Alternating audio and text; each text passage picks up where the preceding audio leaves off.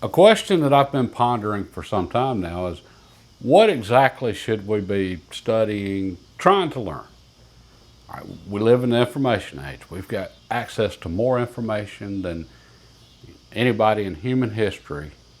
And what are we doing with the information? Well, it doesn't seem like we're doing very much. Okay, so with access to so much information, again, I've been wondering, well, what should we focus on? What should we truly be trying to learn, understand, that type of thing? And anyway, I made a little breakthrough this past week, and it occurred to me one of the things we should absolutely be making it a point to understand and learn are the things that we're dependent upon.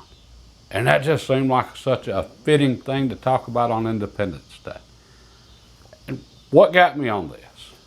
Okay, for those of you that don't follow the channel, I'm remodeling in an old house extensively. I'm about to start rewiring the house, rewiring the old part, and then with the additions, wiring those up.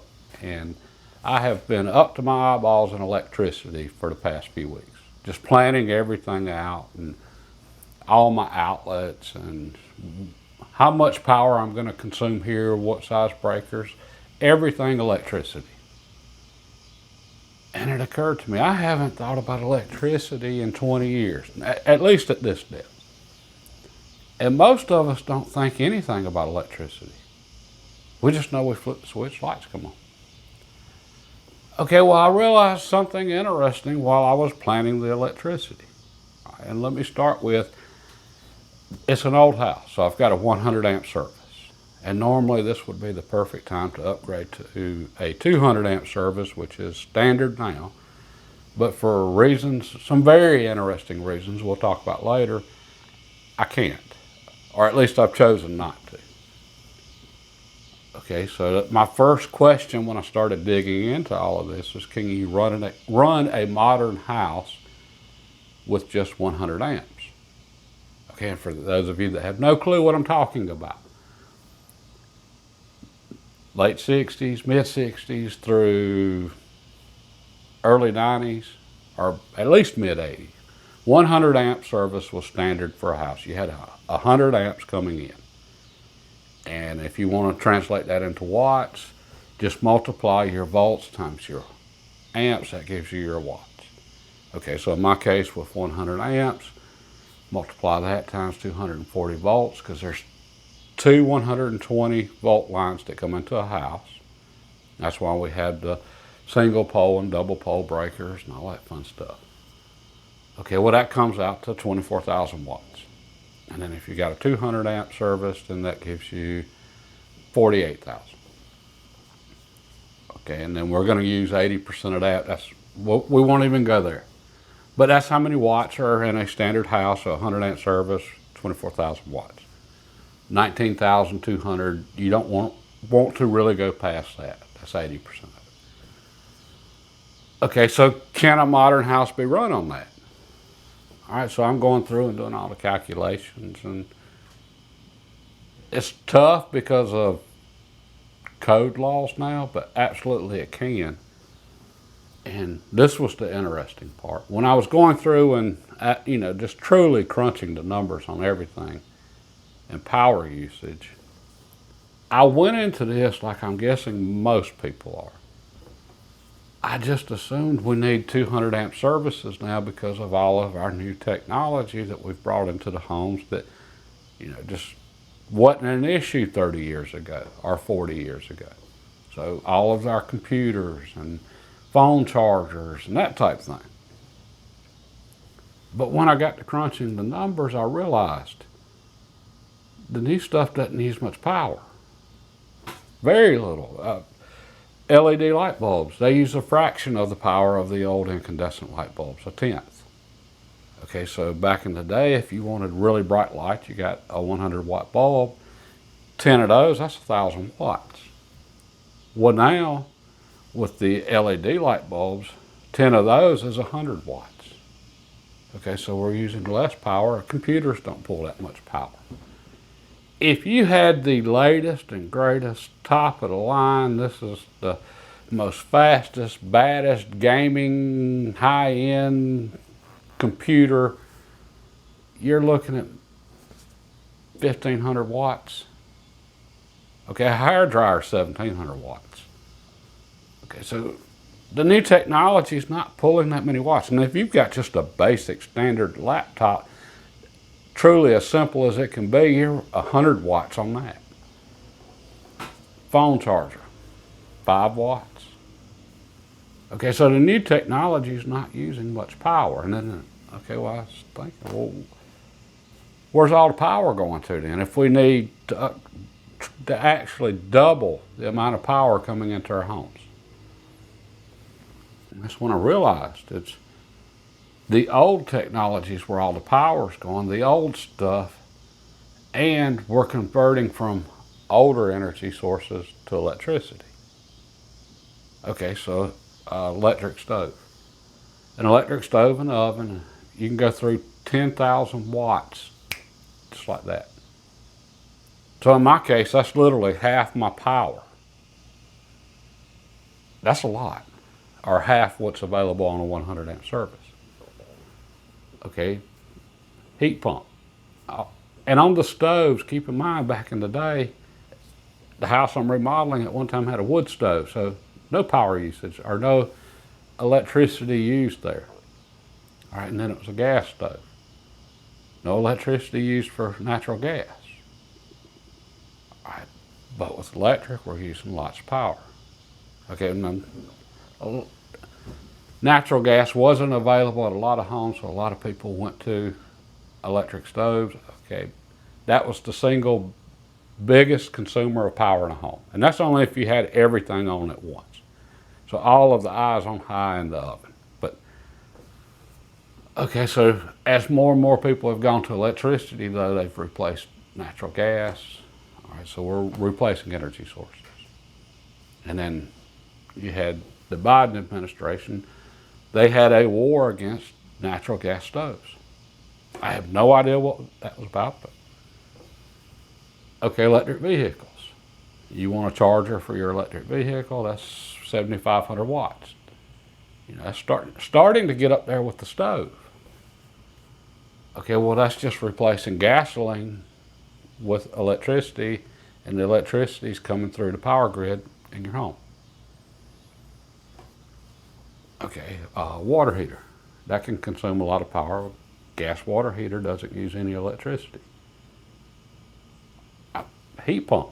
All right, so many homes in the past were heated with wood, coal, or natural gas, propane. That was popular at one time. All right, now everybody's going to heat pumps. Well, electricity. Right, so that's where our power's going, is why we need so much more power now. It's because we're transitioning from other energy sources to electricity. Okay, and my question is, why are we doing that? And in many cases, some I get it makes sense. In other cases, it really doesn't make much sense. Okay, and the reason I say that is right now, over half of our electricity in the United States is generated by fossil fuels. So 40% of it's from natural gas, 20% is from coal. And we're using more and more and more natural gas to generate our electricity. So I'm just scratching my head, and how does that make any sense? Okay, they're going to burn natural gas to convert it to electricity, to put it out on the power grid, send it out all over, and then it's going to come to my house, and then I'm going to use that electricity to power my electric stove when I could have just ran natural gas to my stove. All right, so yeah, we need to know about the things we depend on. Most of us depend on electricity. And there's another reason that I think it's useful for us to know about these things. And that's because they are pushing electricity so hard. Okay, for whatever reason, and I don't even claim to know the answer to this, they have put out this whole thing on carbon. Carbon bad. Climate change, global warming. Okay, now me personally, and keep in mind, I'm just some guy in a shop that doesn't know anything about anything. It's a lie. the whole carbon thing. Okay, and it's not even a good lie, because if I can see it, it's pretty obvious by that point. And I've got two reasons I say that. All right, the first one's nuclear power. If carbon truly was the existential threat we're constantly told that it is, they would be building new nuclear power plants on every street corner. I mean, this wouldn't even be a discussion. They would be building them. Protesters would be out there chanting, "No discussion, more construction." It's not happening, though. And it seems like the countries and states that are the ones that hate carbon the most and pushing that the most are the ones that are most against nuclear. And I'm not saying nuclear is good or that we should go that way or that it doesn't have its problems. This has nothing to do with nuclear. It's just it doesn't emit carbon. If carbon was an existential threat, we would be going to nuclear and would have been doing that a long time ago. It's not happening. Another reason I say that is because I recognize I'm not very smart. I'm not very well informed. I don't have connections. I don't know people. All I know is my little corner of the world and what little bit I can see. But Barack Obama, he's one of the most well-informed men that's ever lived in all of human history as former president of the United States, graduate from Harvard, and I'm assuming way smarter than I am. And he is not concerned in the least about sea levels rising. And I say that because while he was in office, yeah, he gave speeches about sea levels rising and climate change and all that stuff. And as soon as he retired, he paid almost $20 million, bought his retirement home on an island. Not just on an island, on the beach on an island. He's not worried about sea levels rising. Look at what people do, not what they say. Okay, so the whole carbon thing's a lot, and this really just annoys me. I don't hear anything about helping the environment. All I hear is carbon. Okay, I happen to be pretty concerned about the environment because we're trashing it at the moment. I hear nothing about that. Yeah, carbon. All right, so anyway, I think them lying for whatever reason about carbon has really taken away from having a much needed discussion on the environment itself. Get all of the invasive species and plastic and chemicals and all of that stuff. Which plastics, I mean, that's a huge part of their war on carbon. It makes cars lighter, and anyway. So just my observations, and I think anybody with eyes that can see and ears that can hear can recognize this, they're lying. And I have no clue why,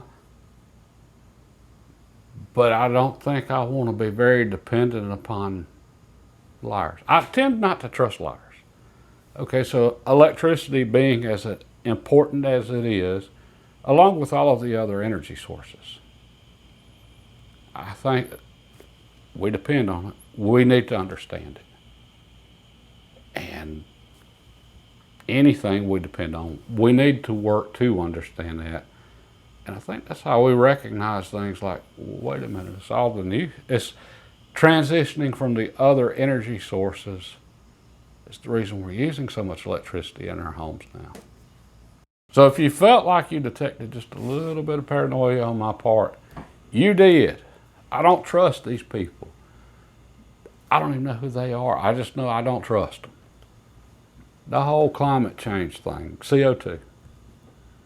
Think of how much control it took to make that lie a reality as far as the narrative and how many people believe it. And I can't read an article now without, and it was caused by climate change.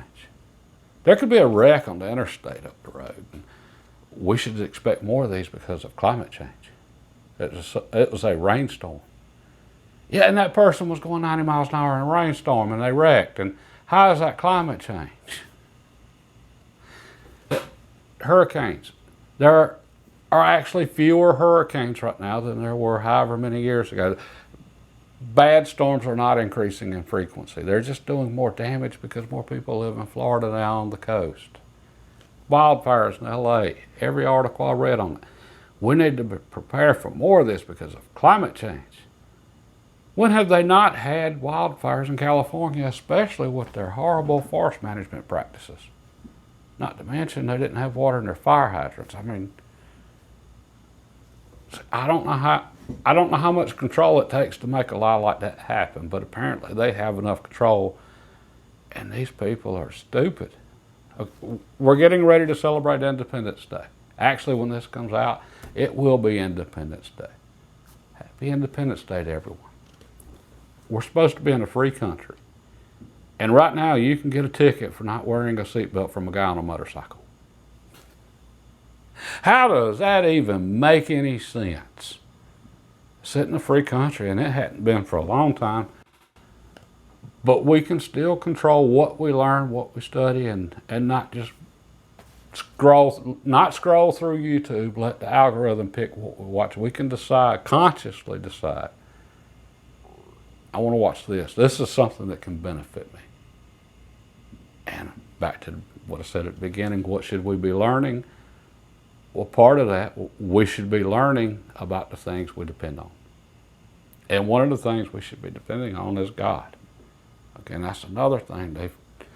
They've tried real hard to remove God from absolutely everything, and why? Okay, and I heard something recently I thought was really good. Right now, we trust in reason and we use God. So we trust in reason, but then when something bad happens, oh God, please help me. We're praying then. What we should be doing is trusting in God and using reason. Okay, we're not even using reason anymore. That's how you end up with a situation where you're getting tickets for not wearing a seatbelt from a guy on a motorcycle.